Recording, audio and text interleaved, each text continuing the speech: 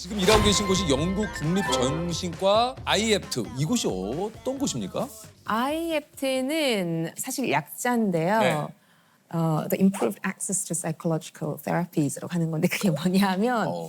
누구나 이제 우울증이다, 불안증이다 이런 증상을 겪고 있을 때 딱 떠오르는 곳이거든요. 그러니까 국민상담소, 국민상담소. 국민상담 치료센터라고 보면 돼요. 그래서 한 구당 한 2개소 정도 있고 전국에 다 있어요. 이게요. 예, 예를 들면 서초구에 2개, 그뿐만 아니라 뭐 땅끝 해남 말까지 다 있는 있다고 보시면 돼요. 예. 그럼 거기서 이제 오신 분들 예. 심리 치료를 도와주시는 거군요. 그렇죠. 예. 저희가 아주 다양한 그런 증상을 다루는데요. 우울증, 공황장애, 대인공포증, 네. PTSD 이런 것들 다루고 있고요. 이분들에게는 좀 어떤 치료를 좀 해주십니까? 저희 IEPT에서 주력으로 하고 있는 치료는 인지행동심리치료라고 하거든요. 보통 우리가 어떤 어려운 상황을 대할 때 아주 부정적인 생각에 빠지기 쉽잖아요. 네네네. 근데 거기서 끝나는 게 아니라 좀 도움이 되지 않는 그런 방식으로 행동을 하세요. 그래서 병을 키우시거든요. 그러니까 상황을 악화하고 그래서 저희가 같은 눈높이에서 툴벅스를 주는 거죠. 그리고 사용 설명서를 드려서 자신의 해결책을 스스로 찾을 찾아가도록 수 하는 있도록. 거예요. 아. 예. 영국에서 심리치료사로 일하신 지는 얼마나 되셨습니까? 지금 거의 제가 2008년부터 국립정신과에서 일을 했어요. 그러면 저희가 계산하면 한 15년 정도. 15년. 예, 예. 이게 그 기사를 통해서 저도 봤습니다만 그 영국에는 이제 외로움 장관이 그죠? 이게 또 화제가 됐던 적이 있어요. 실제로 네. 외로움 장관이 네. 있습니까? 있어요. 있어요? 네, 우리로 치면 외로움 부가 있는 거예요? 그렇죠. 어. 예. 2018년 테레사 메이 전 총리 때 네. 신설을 했어요. 아하. 예. 외로움은 매일 15개비의 담배를 피우는 것만큼 해롭다는 보고서도 있습니다. But just as loneliness can affect any of us, so any of us can help to tackle it. 그러니까 그 외로움이라는 문제가 우리 얘기하기 참 그렇잖아요. 그런데 개인의 문제가 아니라 사회의 이제는. 문제다. 이제 그렇게 인식을 하자 하는데 맞아요. 큰 의미가 있는 것 같아요. 이게 사실은 아니 그래도 외로움 부가 생길 수가 있어라고 할지 모르겠지만 사실 이런 그 외로움과 고립감을 느끼는 분들이 정말 많아요. 이 사실 영국만의 문제는 아닌 것 같아요. 이게 보편적인 문제인 것 같아요. 네, 맞아요. 이게 좀 어떻습니까? 15년간 심리 치료를 하면서 느낀 영국 사람들의 가장 큰 고민은 뭔가요? 결국은 사람들한테 상처를 받은 거더라고요. 똑같네요. 네, 그렇죠. 아, 이게 또 인간이니까 보편적인 그런 게 있어요. 다 보편적으로 사람들이 이게 결국은 네. 관계 속에서의 어떤 예, 소통이 안 된다. 예, 그런 문제가 있더라고요. 나는 왜 이렇게 휘둘릴까요? 할 말을 못 할까요? 80세 할머님도 오셔가지고 그렇게 얘기하시고. 아 인생을 그렇게 또 오랜 세월을 살아오셨는데 또 그게 또 고민이시고. 예, 최고령 92세까지 제가 봤어요. 92세 분도 92 92년을 참으셨네. 92세 어르신도 그게 제일 고민이시래요. 너무 오래 참으셨던 것 같은데 그런 경험이 계속 쌓이다 보면 자신에 대해서 부정적인 생각과 감정이 들고 우울증을 비롯해서 그런 증세로 이어질 수도 있고 그런 증세 때문에 또 소통이 더 어려워질 수도 있고 서로 맞아요. 악순환이. 우리는 왜 이렇게 정말 소통을 위한 많은 도구들이 생겼잖아요. 정말 엄청나게 많지 않습니까? 네. 소통의 도구가 이렇게 생기는데도 불구하고 왜 이렇게 우리는 소통에 어려움을 겪고 있는 걸까요? 제가 크게 3가지로 한번 네. 생각을 해봤어요. 첫 번째는 우리가 건강한 소통이 무엇인지 정확하게 배운 적이 없어요. 예, 이렇게 가정교육에 좀 일임하는 그런 경향이 있고요. 두 번째는 그런 소통 방법을 잘 배웠다 하더라도 일단 막상 좀 휘둘리는 상황에 가면 입이 잘 안 떨어지죠. 떨어지죠. 예, 걱정과 두려움 때문에 굉장히 시도하기가 힘들거든요. 그래서 두 번째 문제가 그런 거라고 볼 수 있고 소통은 성격이 아니라 기술이에요. 예. 그러면 제가 만약에 시도를 한번 해서 할 말을 했어요. 그런데도 그게 계속 연습을 하지 않으면 소통 기술로 정착을 하기 힘들어요. 힘들죠. 연습이 부족해서. 건강한 소통을 하려면 먼저 어떤 방식으로 대화하는지가 굉장히 중요하다고 해요. 네. 그래서 우리 선생님께서 오늘 저희의 그 소통 유형을 조금 한번 좀 진단을 그래요? 좀 해주시겠다고 지금 하거든요. 예. 자신의 말과 행동이 어떤 패턴을 보이는지 스스로 파악하기 위해서 하는 네네. 거예요. 요거 궁금하네요. 한번 예. 보시는 시청자 여러분께서도 한번 요거 한번 같이 한번 해보시죠. 예. 그러면 제가 좀 시나리오를 조금 드릴게요. 아, 좋아요. 좀 휘둘리는 상황이에요. 자, 이제 고등학교 동창회에 갔는데 친구 한 명이 얘기를 하는 거예요. 야, 축하한다. 너 요새 잘 나가더라. 예전엔 진짜 찌질했는데 너 메뚜기 시절 기억 못하고 조세호 씨한테는 너 양배추 시절 기억 못하고 야 축하한다. 축하해. 지금이 홀라. 네. 진짜 좋아. 저 실제로 이거는 경험이 있었어서 네. 예. 조셉은 뭐라고? 저는 근데 진짜로 야 그렇게 축하해줘서 고맙고 내가 밥 맛있는 거 한번 살게 조만간 뭐 소주 한잔 하자 그냥 이렇게 딱 그렇게 얘기했어요? 네, 뭐 거기에 제가 예를 들어서 야 무슨 뭐 축하를 그렇게는 아닌 것 같아요. 솔직히 그냥 저는 야 그 양배추가 진짜 엊그제 같은데 막 그래서 그냥 그걸 하면서 내가 조만간에 맛있는 거 한번 살게. 네, 그냥 뭐 예, 살짝. 그러면 여기 조세호 씨는 그때 사실 감정이 조금 상했나요? 상했는데 그렇게 행동하신 건가요? 사실 유쾌하지는 않겠죠. 여기서 만약에 조세호 씨가 굉장히 기분이 상했다. 그런데도 불구하고 이렇게 좋게 무마를 했다면 약간 수동적 연두부형이라고 할 수 있어요. 수동적 연두부요. 예. 그 뭡니까? 상대 공격을 허용하고, 그러니까 이건 안 돼, 선을 그어줘야 되는데 그걸 하지 않고 심지어 자기 자신을 자기가 공격하는 거죠.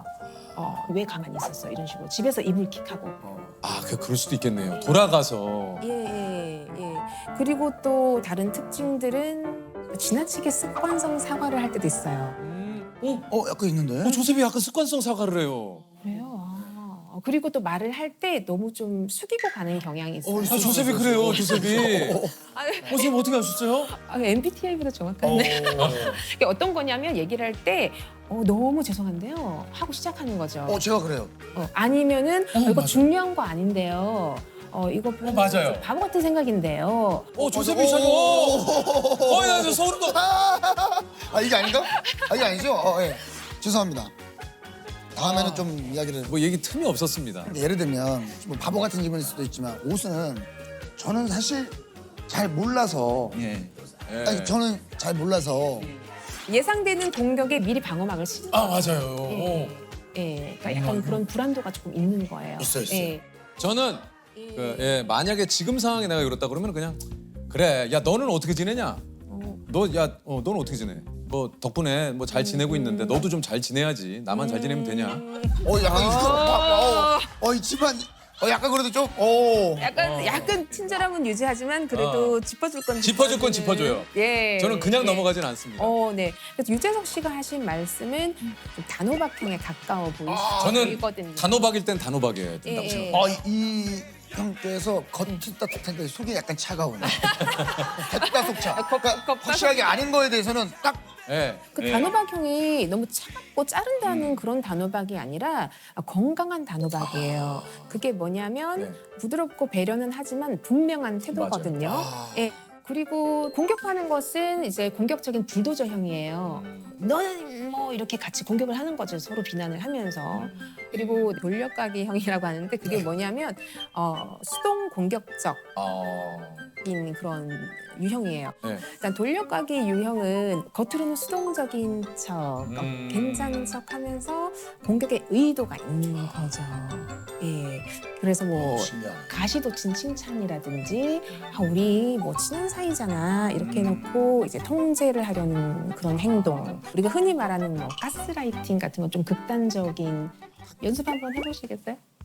이거 쉽지 어떻게 않은데. 말씀? 한번 해봐, 예. 조셉. 그러니까 두 가지만 먼저 생각하셔도 돼요. 감정, 요구.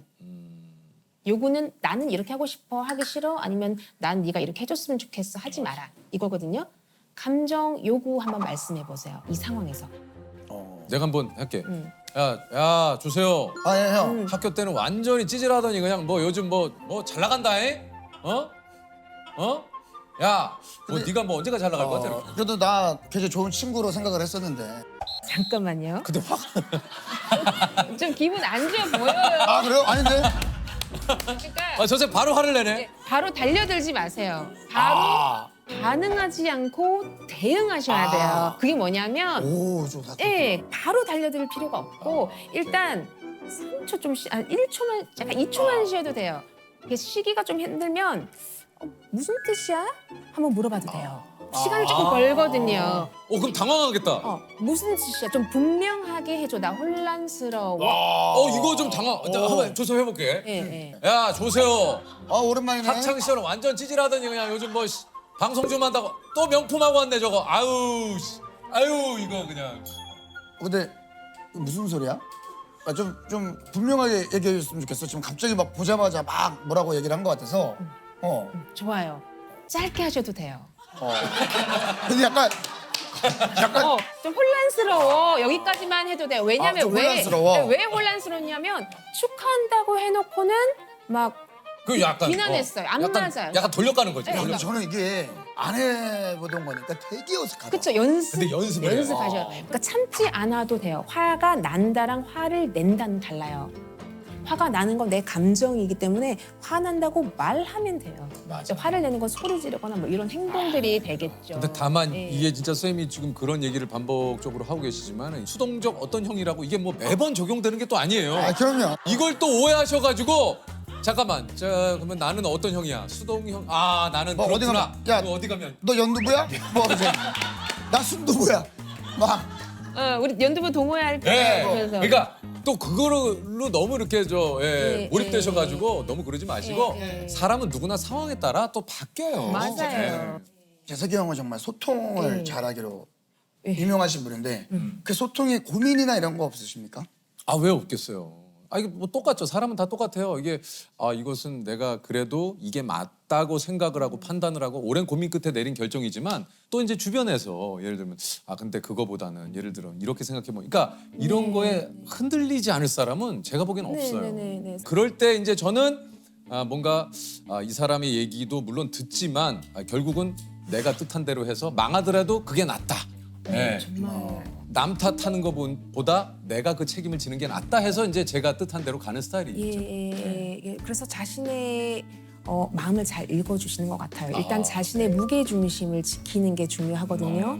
왜냐하면 이 사람 만족시키고 저 사람 만족시키고 상대방의 행동에 따라 내가 맞추려고 하면 불가능해요. 예, 마치 체스판에 있는 것처럼 미리 모든 것을 예상하고 모든 것을 대비할 수가 없거든요. 그래서 자신으로 무게 중심을 가져와야 됩니다. 맞습니다, 맞습니다. 예. 아니 몇 해 전부터인가요? 우리 한국에 이 자존감에 네. 대한 이야기가 굉장히 또 이게 한편으로는 또 열풍처럼 번지기도 했어요. 맞아요. 예. 영국인들도 어떻습니까? 이 자존감에 대한 이야기를 많이 하나요? 네, 자존감에 대한 문제가 지금 좀 심각한 것 같아요. 특히 코로나 이후로 거의 성인의 반 정도, 한 46%, 반 정도가 내 자존감이 낮다라고 대답을 했어요. 이런 것도 있는 것 같아요. 주변에서 이제 SNS라든가 이런 네. 것들을 많이 하다 보니 진짜 뭐 거기 SNS 올라오는 사진들이나 이런 거 보면 대단하잖아요. 그런 걸 보고 있다 보면 좀 약간의 그런 내가 위축된다는 느낌? 또 한국에서 특히 또 자신과 타인에 대한 기준이 굉장히 높아요. 제가 보기에는 그게 굉장히 경직되어 있고 유연하지 못하고 또 세분화되어 있는 경향도 있어요. 예를 들면 이런 거 있죠. 나는 절대로 뒤처지면 안 돼. 네. 그럼 조금만 뒤졌다 생각하면은 자존감이 바닥. 조금만 잘했다 생각하면 저기 위로 왔다 갔다 이렇게 요동을 치는 거예요. 그리고 또 이런 거 어떤 지역에 어떤 브랜드 아파트 몇 평에 살아야 한다. 그러지 않으면 뒤처지고 나고자다. 자신에게 너무 가혹하지 않게 따뜻하게 격려해주는 그런 태도가 굉장히 중요합니다. 맞습니다. 한편으로는 그런 얘기도 좀 예전에 많잖아요. 이렇게 한국은 좀 칭찬에 인색하다. 네, 칭찬을 하지 못하도록 칭찬을 받는 게 어렵도록 만드는 그런 발목을 잡고 있는 생각들이 있어요. 칭찬 전에 떠오르는 게 겸손이에요. 그렇죠. 네. 그러니까 칭찬하거나 칭찬받으면 칭찬해주면 뭐 건방져지지 않을까? 맞아. 겸손해야 되는데 아니면 너무 기고만장해서 좀 나태해지지 않을까? 이런 생각들이 좀 전제가 되어 있으면 칭찬을 하는 것도 받는 것도 굉장히 힘들죠. 그런데 사실 칭찬은 기분 좋은 선물이거든요. 또 돈도 안 들어요. 아 그러니까 이런 칭찬을 받을 때 아유 그냥 감사합니다 이러면 되는데 아유 아니야. 네, 네. 선물 줬는데 아이고 아이고 예. 아이고 뭐 이렇게 아이고 부담스러워요. 예. 준 사람도. 그러니까 예, 아이고 예. 이거 참 이게 힘들어요. 예. 칭찬을 하게 되면은 또 어떤 게 좋냐면 자기 자존감이 탄탄할 때 칭찬할 수 있어요. 그래, 자꾸 그리고 칭찬을 칭찬을 하면 또 자기 자존감이 탄탄해져요. 예, 칭찬과 또 저 약간 부끄러운 게 어려워 이게. 축하가 있어요. 맞아요. 뭐냐면 예, 예를 예, 들면 형이 수상을 하셨어요. 그러면 그냥 당연히 너무 축하드리고 싶잖아. 근데 한편으로 이 축하가 혹시나 내가 또 잘 보이려고 하는 거로 느껴지시려나? 뭐 예를 들면 그렇게 미리 너무 걱정하고 두려워하면 할 말을 못 하게 되는 거죠. 아유 조셉도 진짜 너무 또 아는 분들도 많고 하다 보니까 그래서 제가 어려워요. 제가 어떤 자리에 가요. 그러면 여기서 내가 14명을 아는 사람이 있어요. 제가 이제 집에 가고 싶잖아요. 네. 다 자리 알아서 하고 있으니까 그냥 가도 되지 않을까 하는 생각을 하는데 저는 A야 나 갈게 다음에 보자. C야 나 갈게 다음에 보자. 인사를 다 하고 가는 거예요. 그렇게 안 하면 어떤 일이 일어날 것 같아요? 안 하면 그 친구의 기억 속에 나는 어떻게 인사도 안 하고 그냥 가는 굉장히 매너 없는 사람. 아, 인사성 없는 사람. 그러면은 야 내가 어제 물어보지도 않았는데 그러니까 내가 어제 네. 너 그러니까. 자리가 바쁜 것 같아서 먼저 왔어. 그러니까 그게 악순환인 것 같아요. 그래서 예. 제가 최근에는 이제 자리에 갔는데 인사를 하러 가고 싶은 마음이 훅 올라오는데 이거를 내리고. 너무 참고 잘하셨어요. 너무 그냥 가방 들고 그냥 집에 왔어요. 근데 사람들이 인사성 없는 사람 이렇게 SNS에 올리고 막 이렇게 아무도 연락이 없어. 아니죠. 아무도 연락이 없고 그러려니 하지. 그냥 그러려니 하고 그러니까 제가 박수를 쳐드리고 싶어요. 그게 뭐냐면 용기를 딱 내셔서 아 이런 걱정이 있구나. 안 해봐야지. 한번 실험해 보신 거예요. 사람들은 뭐 생각외로 괜찮다 배웠죠. 그리고 나도 생각외로 이거 수습을 잘 할 수 있는 능력이 있구나. 내 능력치가 있구나 하는 거 배우신 거예요. 그래요. 우리가 자존감 하는데 실은 우리가 적정량의 시련을 단계적으로 극복하면서 자존감이 생기거든요. 네. 그게 탄탄해져요. 높다 낮다가 아니라 맞아. 안정적으로 탄탄해져요. 정말 선생님 말씀이 딱 네. 맞는 말인 것 같습니다. 자존감이라는 게 어느 순간 하늘에서 뚝 떨어지거나 네. 아니면 무슨 뭐 돈으로 살 수 있는 게 아니잖아요. 네네네. 어떤 적당하게 내가 시도를 하고 거기에서 얻는 경험치를 쌓아가면서 네, 네. 내가 스스로 획득한 결과물이 바로 자존감인 것 같아요. 네. 아무 노력도 없이 사실은 이 스스로 자존감을 어느 순간 얻으려 한다? 네, 그건 네. 누구도 줄 수가 없습니다. 예, 예. 네. 자신과의 소통이 굉장히 중요해요. 우리가 우리 자신의 마음의 양육자가 돼서 보살펴준다는 생각을 하셔야 돼요. 소통하는 자신감은 적정량의 시련을 단계적으로 극복할 때 쌓아가는 거거든요. 마치 적립하는 적금처럼 시행착오를 하면서 자신감을 적립해 주셨으면 좋겠어요.